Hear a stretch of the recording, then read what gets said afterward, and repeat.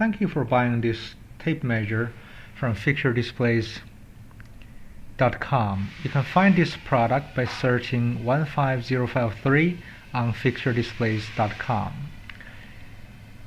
This paper ruler measures 50 inches long and has a nice registration details on the left from name to waist, bust, and so on and so forth. The entire length, including the very left registration portion, is 54 inches long and it's about 3/4 inches wide. It's folded up like this and is sold in multiple packs on many websites including fixturedisplays.com, amazon.com, and many other websites.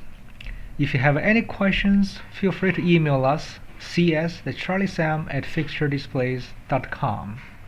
The paper is not laminated, it's meant for disposable use, and this is a great product for sports teams, schools, hospitals, where you would need to measure someone's measurements bodily a few times and then dispose. Thank you for shopping Fixture Displays.